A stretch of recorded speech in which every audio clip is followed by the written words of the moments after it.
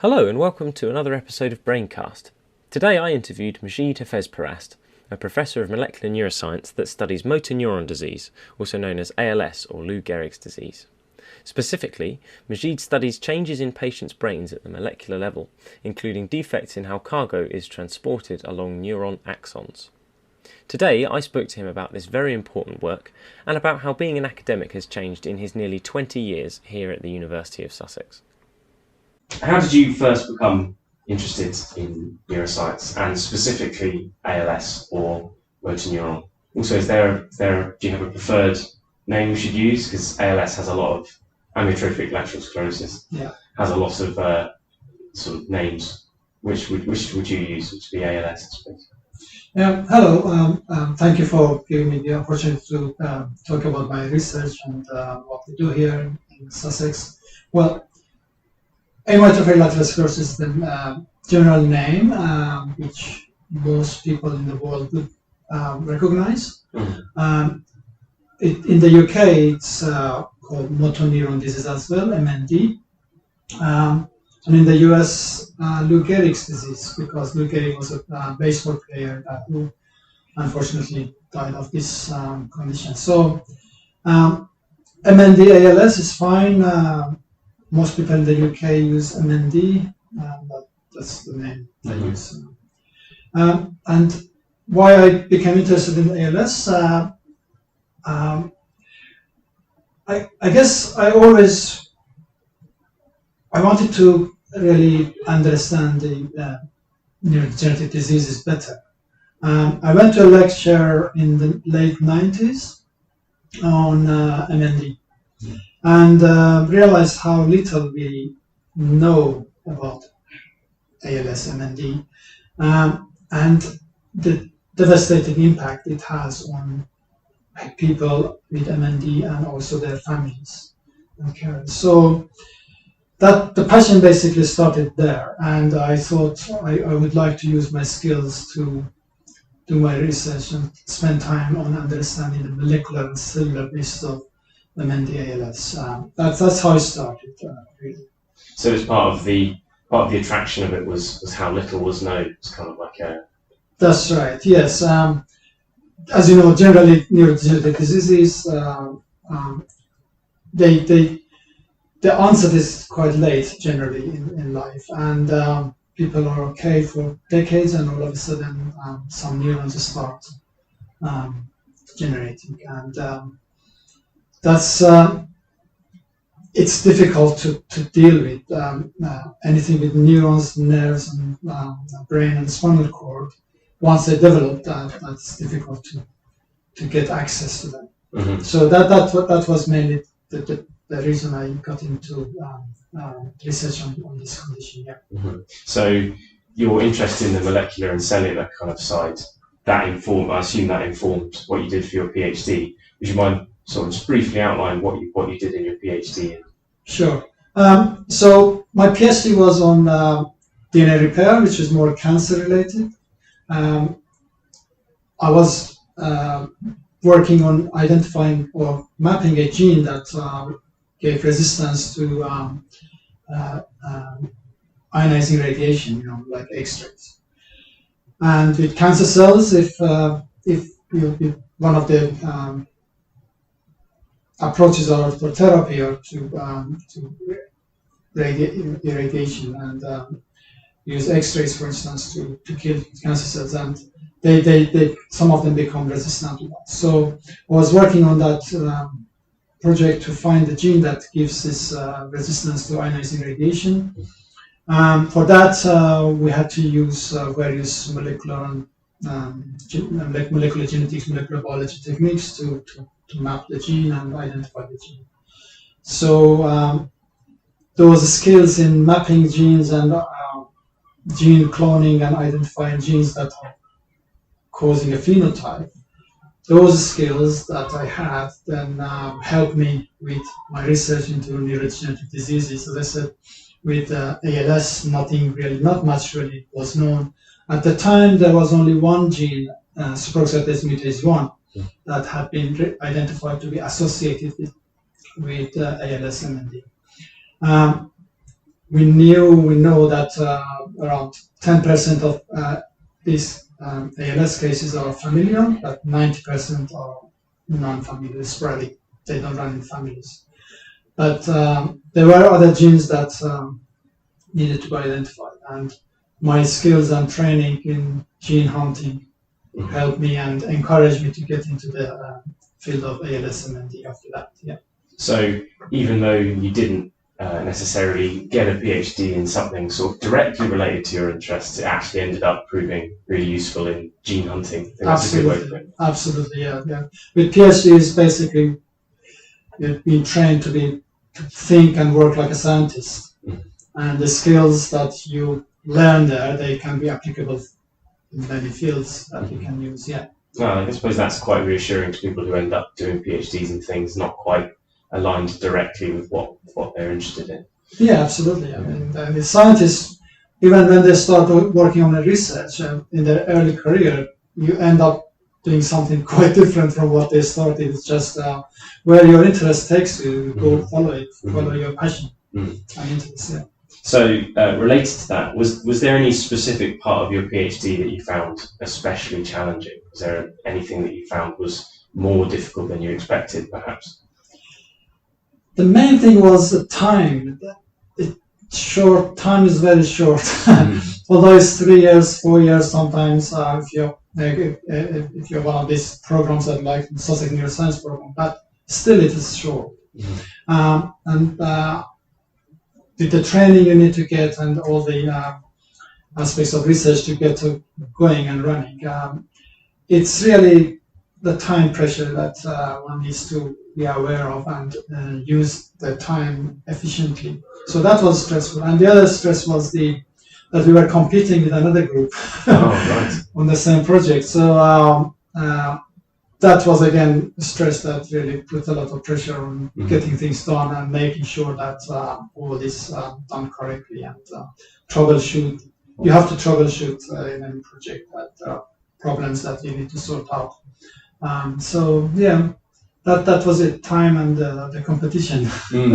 Would you say that competition helped you, or was it more of a, where do you sort of fall on that side? Do you think it helped that there was a competition? It sort of pressured you to strive to do better, or was it more of a overly stressful kind of drawback?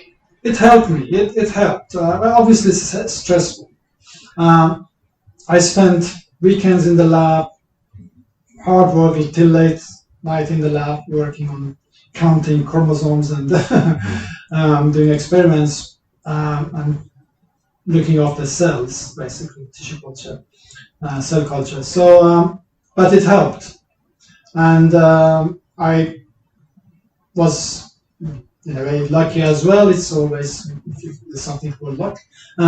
So we managed to map the gene to the correct part of chromosome 2, to the right chromosome, and then went to a conference in the US and presented my data, and there were people there who knew about the other competing lab there. They said, well, they mapped it to another region, and I confidently said, well, they mapped it, but they had mapped it to another chromosome, but there is a bit of chromosome 2 still in that cell line that they had. I said, well, that bit of chromosome 2 is where the gene is, that we are correct. And it turned out to be the right thing. We were correct. Nice. Yeah, quite really vindicating. Especially in front of all these experts that have many years of experience. That was nice to be confident and say, yeah, this is what we think, and this is the real one. It turned out to be the correct data. Nice, yeah. So, if you were to give a piece of advice to a prospective PhD student, would it be about time management, you think, maybe? Yes, time management and perseverance, and it pays off. You might get negative data. We all get negative data, but it still results. So that means that if you are telling others not to follow this, so you're basically teaching others not to do that. So this is good. Also, obviously, positive data is always pleasing and more encouraging, but time management and perseverance will pay. Good, nice. So, after your PhD, you obviously started as a postdoc.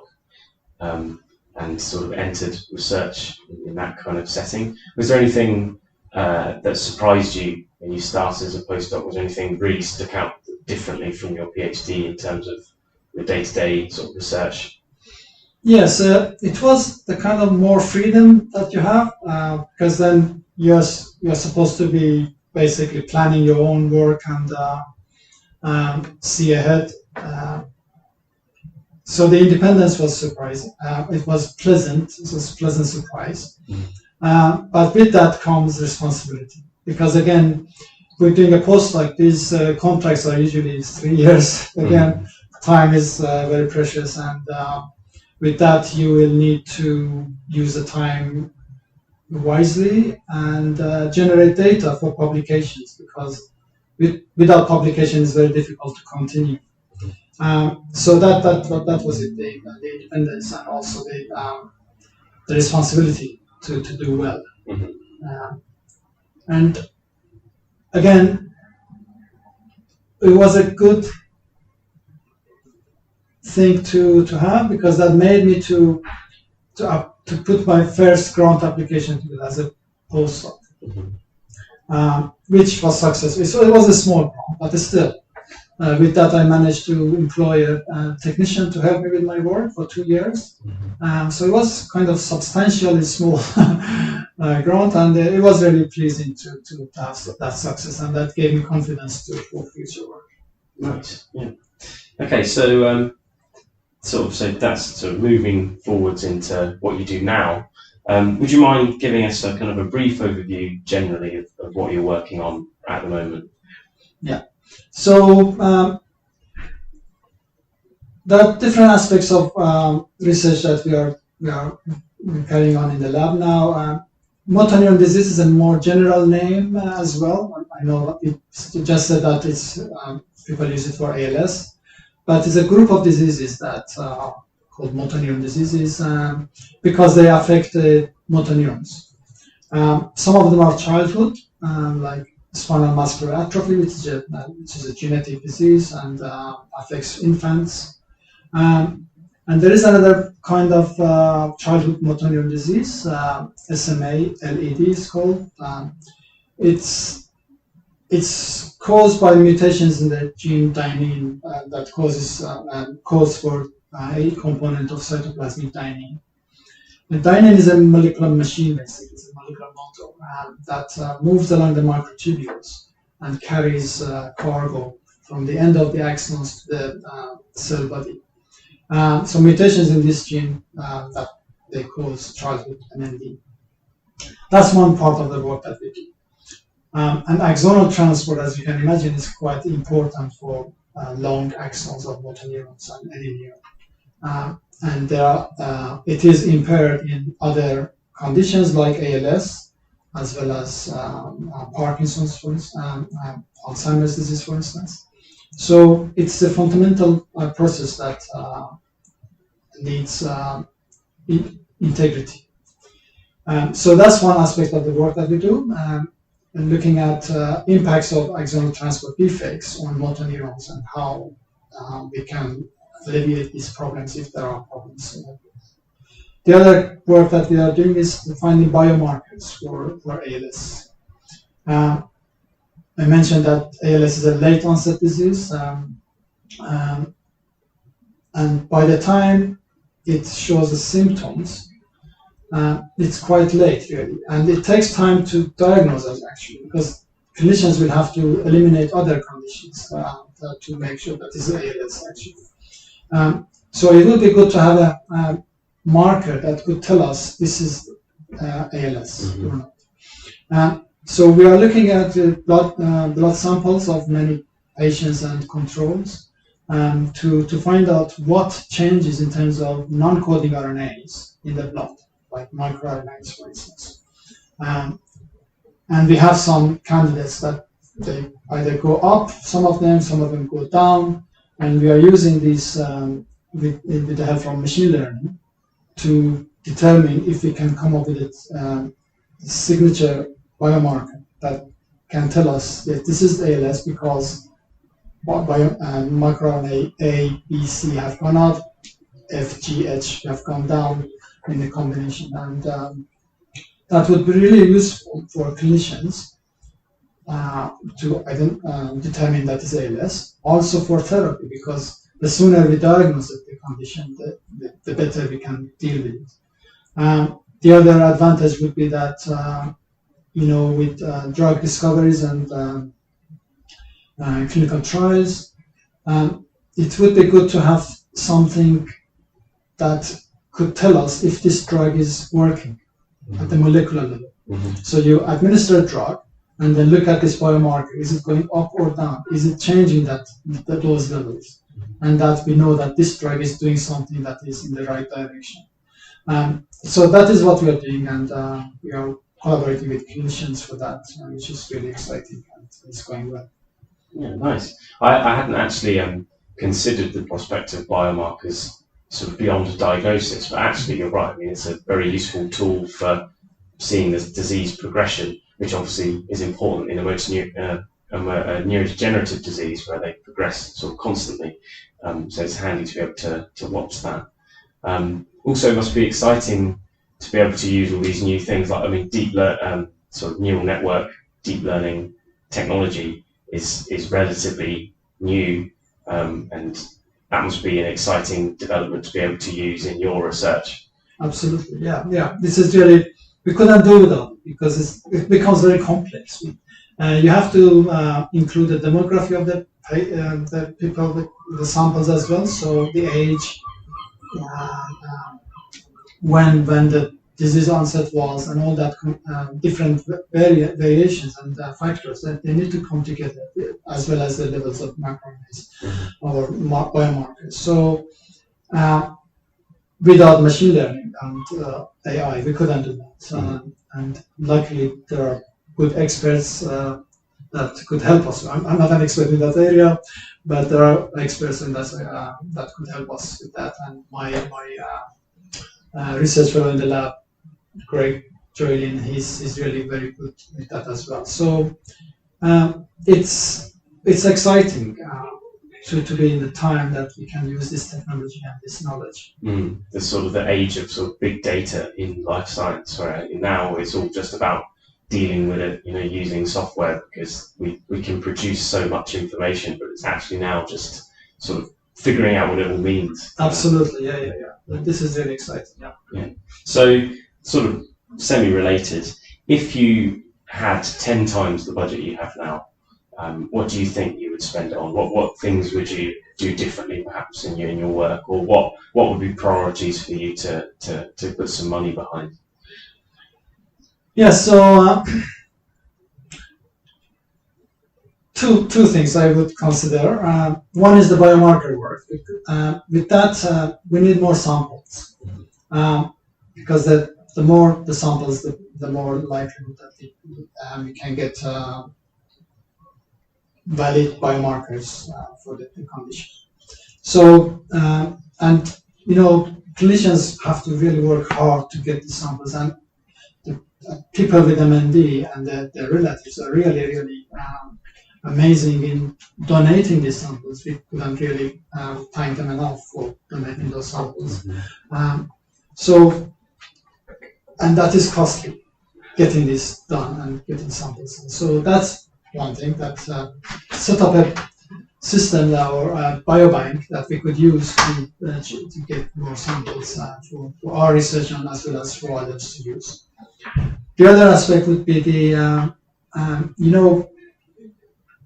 neurons, they're not viable. They're not like fibroblasts that you can take a biopsy from a the brain, and there are some that you can regenerate. But with people with MND, for instance, we can't do biopsies and culture those to understand the condition.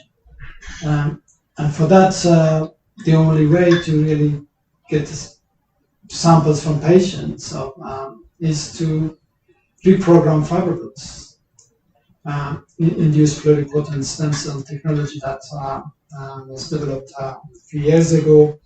And so you get fibroblasts and then reprogram them to stem cells, to become stem cells. And then you can convert them to motor neurons.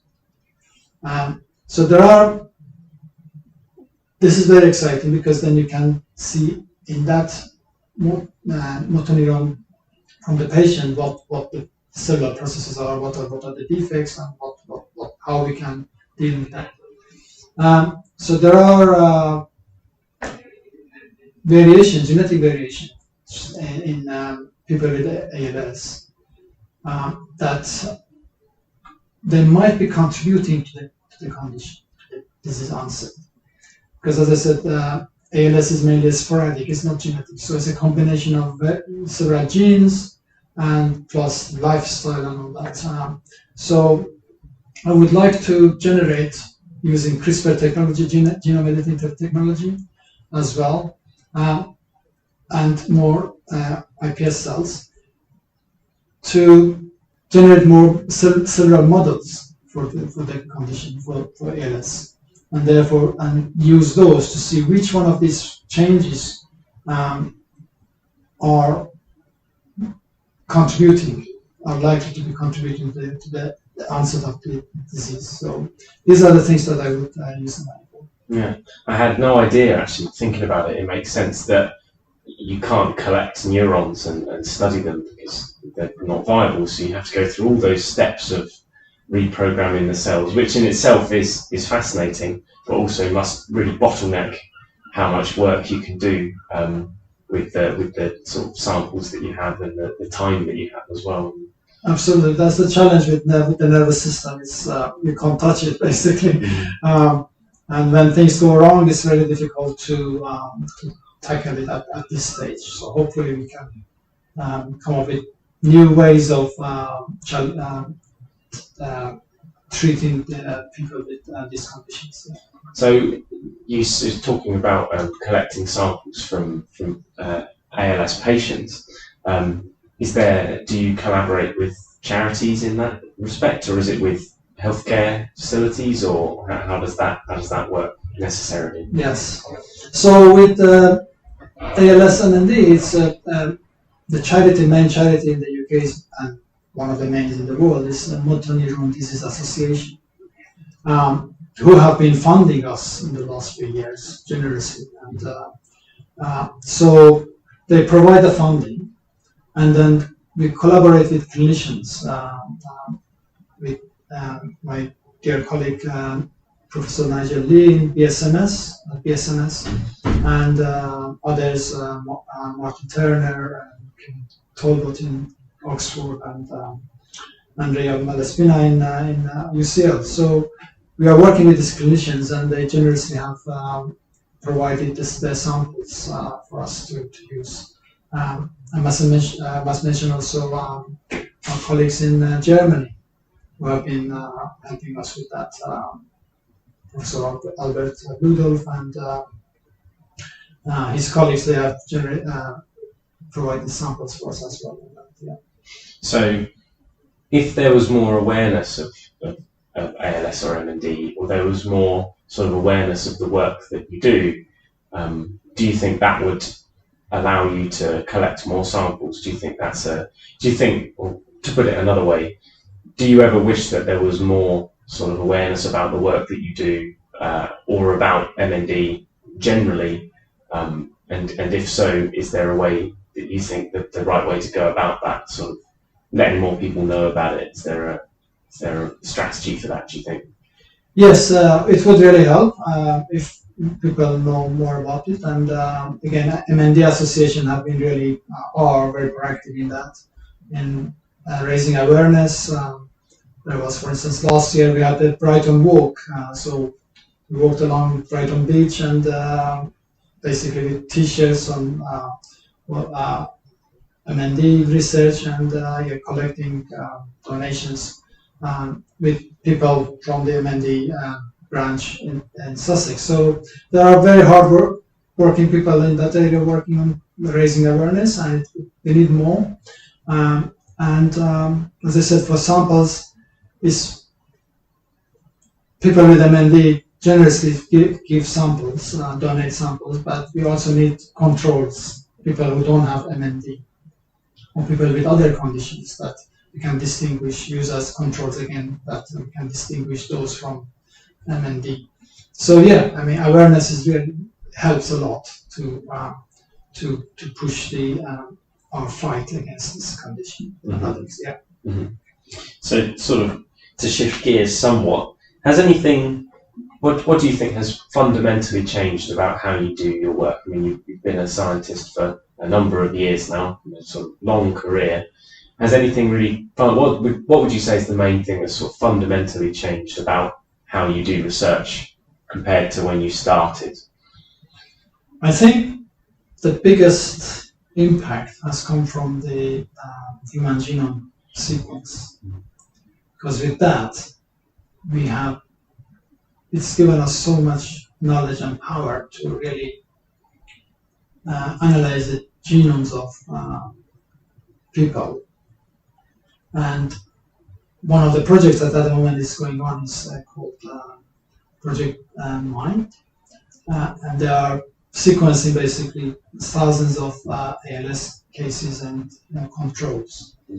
And those variations that I mentioned, I can see it from that database. That I can see that there are variations in the genome, genes that I'm interested in, that I would say, well, they are quite harmful. But obviously, these people have had that for decades. And one question is, are these variations contributing to the condition that arises? So with the human genome sequence becoming available and the technology that it brought, it really changed the field and speed things up. I spent, when I was in my postdoc,